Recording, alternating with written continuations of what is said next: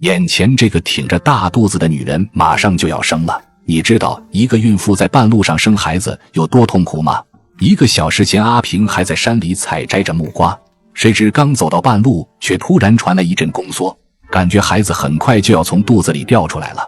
阿平一時間緊張的冷汗直流。那麼阿平能平平安安的生下寶寶吗？像往常一樣，阿平早早的就起床了。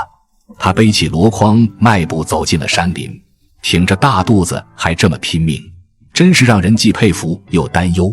走着走着，阿平突然眼前一亮，這裡竟是一片郁郁葱葱的木瓜林。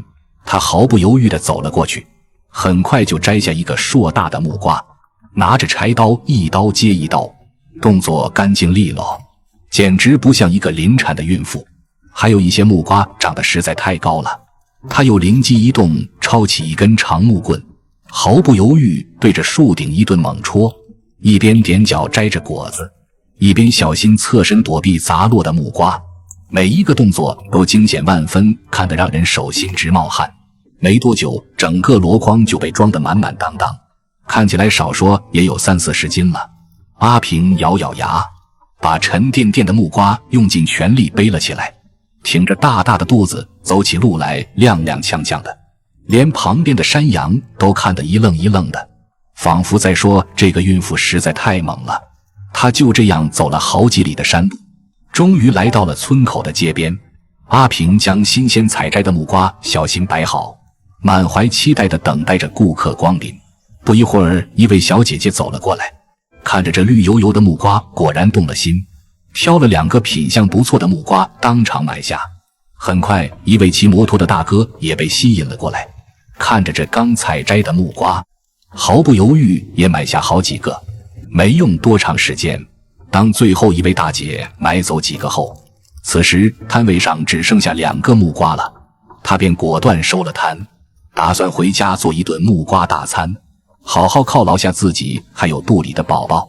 於是他滿心歡喜地踏上了歸途，卻沒想到這個時候阿平卻出意外了。他的肚子突然傳來揪心的劇痛，他雙手死死抱住腫脹的腹部，偏偏這個時候路上竟然沒有一個人了，這可讓阿平怎麼辦啊？阿平心中瞬間充滿了恐懼，早知道今天就不出來摘木瓜了。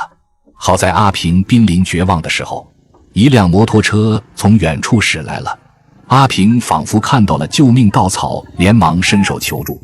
不料男子只是看了他一眼，卻無情地離開了。阿平的心徹底涼了半截。正當他痛苦掙扎時，遠處田裡一個熟悉的身影映入眼簾，他拼盡力氣揮手向大媽呼救。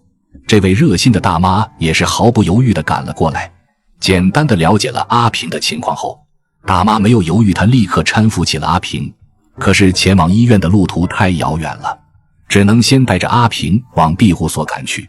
2人跌跌撞撞地走了將近半小時，終於安全地将阿平帶回了草屋。大媽建議送她去醫院去生產，但阿平卻無奈地拒絕了，因為她沒有丈夫，沒有家人，身無分文的她在大醫院她真的住不起。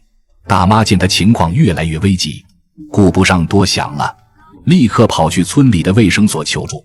很快，一位女醫生隨着大媽火速趕来，一進屋就開始查看阿平的狀況。醫生表情瞬間凝重了起來。醫生看阿平情況很危急，如果他再晚一步过來，母子性命都可能保不住了。醫生也來不及多說了，他迅速戴上手套，準備為阿平接生了。此時的阿平非常難受，已經痛得淚水模糊了雙眼，撕心裂肺的痛楚讓他幾乎昏厥。醫生不斷引導他深呼吸，慢慢用力。時間1分1秒過去了，半個小時後，孩子依然沒有順利出生，大家的心都懸在了嗓子眼。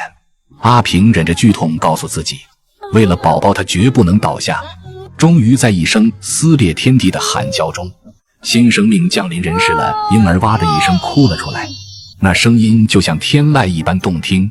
阿平頓時淚流滿面，看着可愛的孩子，滿眼都是母親最柔軟的光芒，看起來是個健康的男孩。寶寶在阿平懷裡漸漸安靜了起來。那一刻的阿平不求孩子大富大貴，只求他一生平安喜樂。醫生交代完注意事項後，便準備離開了。阿平拿出僅有的錢遞給醫生，醫生卻微笑着搖頭拒絕了。他認為大家都是鄰里鄉親，不必客氣了。這位醫生不僅醫術精湛，更有一顆溫暖善良的心。送走醫生後，大媽也沒有離開。此時的阿平靜靜地看着懷中的小寶寶，眼神裡滿是柔情與滿足。這些日子以來的辛苦與付出，終於在這一刻得到了回報。母子平安就是這個家最好的結果。老人徑直走進院子裡，升起了灶火。他知道這時候阿平最需要的就是一碗热飯，一口能暖到心裡的湯。沒過一會兒，老人又從廚房拿出了2個鴨蛋。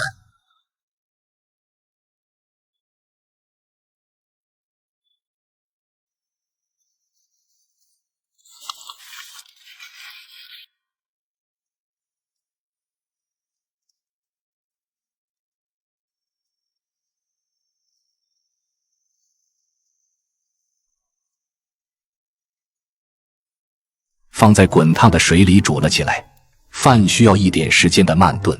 阿平看着可愛的孩子，這下家裡終於不是他一個人了。沒用多長時間，大媽終於把飯做好了。這是一碗健康而又營養的鴨蛋湯。大媽小心翼翼把鴨蛋湯端到阿平床邊。阿平眼眶有些濕潤，他沒想到在這個他曾經覺得最冷漠的世界裡，竟還有如此溫暖的善意。老人也没有急着離開，他決定今晚就住在這兒，親自照看阿平和孩子一晚。聽到這話，阿平非常的感動，忍不住要認大媽當乾媽。老人卻笑了笑，什麼都沒說。此時屋裡氣氛安靜而溫馨。飯後，老人默默收拾着碗筷，屋裡多了一個幫手，確實讓這個小家方便了不少。時間很快來到了第二天，大媽和阿平都早早的起床了。在大媽的悉心照顧下，阿平和孩子一晚上都沒有出什麼問題。不得不說，這位大媽真是個熱心腸的好人。阿平有時間了，真的要好好的感謝一下這個大媽。大媽也是沒有把阿平當外人，完全是當成了自己的闺女。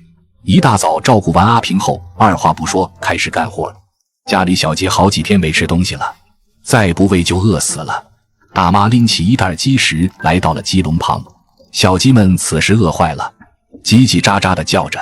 餵完小雞之後，大媽又給阿平燒上了一壺開水。懷孕期間最怕的就是喝涼水。燒完水後，大媽也沒有選擇休息，開始打掃起了屋子。這個善良的大媽昨天可是一晚上都沒睡，因為阿平的寶寶十分的膽小，整夜都需要阿平抱着。好在大媽晚上一直在旁邊幫襯着阿平，要不然阿平這幾天可真是遭罪了。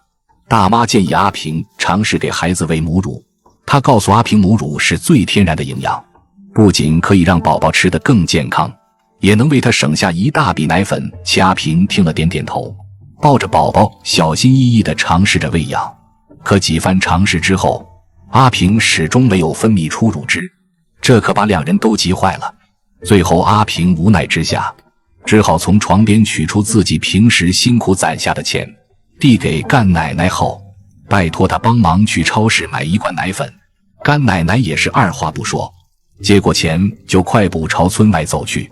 阿平送走干奶奶之後，輕輕走出屋門，站在院子裡，看着這一方熟悉的小天地，一切都透露着勃勃生機。可還沒等他沉浸太久，屋裡又傳来了寶寶的哭聲。阿平立刻衝回房間，抱起孩子。正巧這時干奶奶也风风火火地趕了回來，手裡提着奶粉和一包藥材。干奶奶特意選了個口碑最好的牌子，並耐心地教阿平奶粉怎麼冲，還有溫度怎麼掌握。看着干奶奶忙前忙後，阿平眼眶不禁又一次濕潤了。這個素昧平生的老人沒有一句怨言，沒有任何索取，只是默默地陪伴着他，用自己的方式給予阿平足夠的溫暖。他心裡明白，干奶奶不是親人，但卻比親人更加可靠。